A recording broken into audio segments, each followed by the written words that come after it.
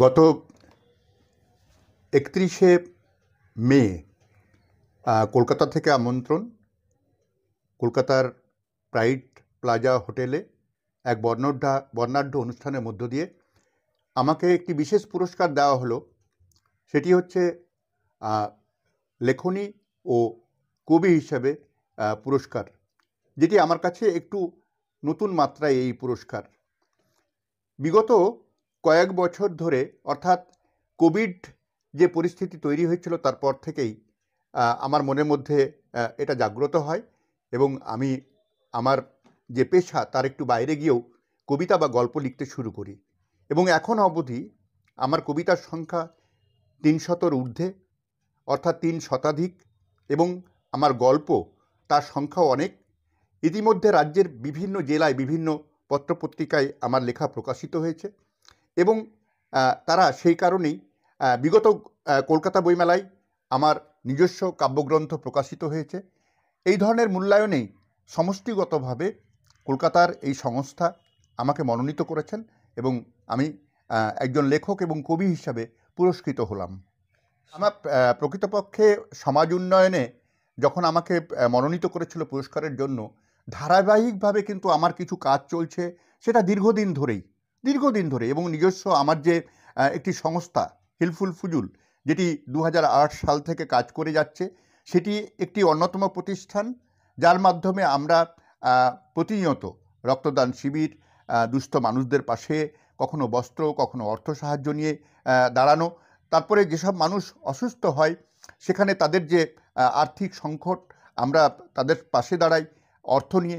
যেসব ছাত্রছাত্রী অর্থের অভাবে তাদের পড়াশোনা বন্ধ হয়ে যাচ্ছে অথবা পড়াশোনার সুযোগ গ্রহণ করতে পারছে না, তাদের পাশেও কিন্তু আমরা অর্থ নিয়ে পাশে দাঁড়াই। তাদের যেমন দাবি বা তাদের প্রত্যাশা মতো সাহায্য আমরা সাধারণত করে থাকি এবং এখন পর্যন্ত কালিয়াচকের মাটিতে বহু ছাত্রছাত্রীর পাশে আমরা দাঁড়িয়েছি। কেউ ডাক্তারি পড়ছেন, কেউ সাধারণ কোর্সে পড়ছেন, পড়াশোনা করছেন। সুতরাং আমরা প্রতিনিয়ত, এবং সবচেয়ে বড় ব্যাপার যেটি, সেটা হচ্ছে যে রক্তদান শুধু নয়, থ্যালাসেমিয়া পেশেন্টের প্রতিনিয়ত ডিম্যান্ড আমাদের কাছে। যখন হিমোগ্লোবিন লেভেল তাদের 8-এর নিচে, 6-এর নিচে, 4-এর নিচে নেমে যাচ্ছে, এই মুহূর্তে প্রকৃতপক্ষে আমরা কিন্তু তাৎক্ষণিকভাবে কিন্তু আমরা চেষ্টা করি যাতে তাদের রক্তের যে অভাব সেটি সমাধান হয়। আমার লেখা কবিতা, একটি কবিতা বর্তমান পরিপ্রেক্ষিতে, মেলায় এসেছি জ্ঞানের সাগরে, জ্ঞানীগুণী মনীষী যত কথা বলে চলেছে নীরবে, কান পেতে হৃদয়ের কথা শুনি। দর্শন, সাহিত্য, বিজ্ঞান সব আছে সৃষ্টির ও ধ্বংসের কথা, চোখ ঝলসানো তোরণদ্বার ও আলোকসজ্জা, মন যেন আনন্দে মেতে উঠেছে। হঠাৎ মৃদুস্বরে কে যেন হাঁকে, ভারতবর্ষ 8 আনা। মনোযোগে কানপাতি, ভেসে আসে সেই ডাক, Japan, Germany, Korea, America, Bharatvarsha 8 আনা। খুঁজে চলি পাঞ্জাব, গুজরাট, মারাঠা, খুঁজে চলি বিনয়, বাদল, দীনেশ, ক্ষুদিরাম, খুঁজে চলি গান্ধী, প্যাটেল, সুভাষ, খুঁজে চলি আস্ত ওই শরীরটাকে, চোখ, মুখ, নাক, পাঁজরটাকে। আঘাতের পর আঘাতে অর্ধমৃত, ধর্ম নিরপেক্ষতা, গণতন্ত্রের মাথা ফেটে রক্ত ঝরছে, হয়তো শেষ প্রহর।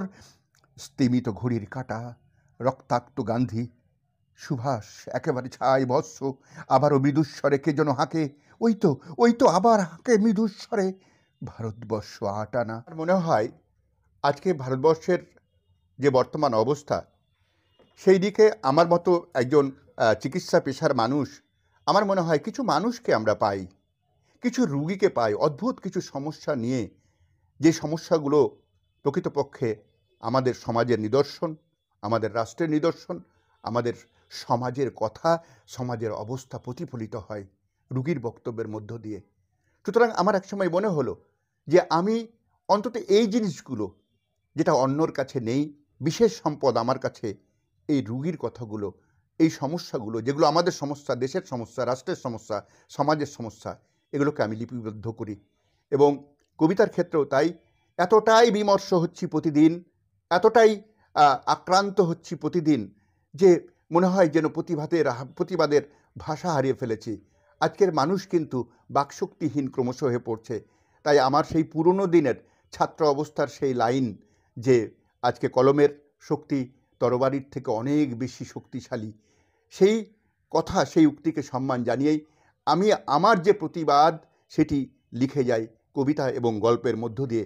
এবং আমার মনে হয় তখন থেকেই আমি অনুপ্রাণিত হই। যেখানে যাই, যে পরিস্থিতি দেখি, যা শুনি, যা দেখছি চোখে প্রতিনিয়ত, কিন্তু আমার এই অনুভূতি আমার লেখনী এবং কবিতার মধ্য দিয়ে আমি লিপিবদ্ধ করে রাখি, যেটা চিরকালের সম্পদ মানব সমাজের জন্য। এবং একটা খুশির বার্তা থাকে আমার কাছে, সেটি হচ্ছে এই যে তৃপ্তি, যে আমি প্রতিবাদ করতে পারলাম না, আমার পক্ষে সকাল থেকে রাত পর্যন্ত এত প্রতিবাদ করা সম্ভব নয়, কিন্তু আমি মন খুলে একেবারে স্বাধীনভাবে আমার কলমের খোঁচায় প্রতিদিন এই প্রতিবাদকে ভাষার মাধ্যমে, শব্দের মাধ্যমে সুন্দরভাবে আমি লিখে আজকে আমার ভাণ্ডার গচ্ছিত রাখি।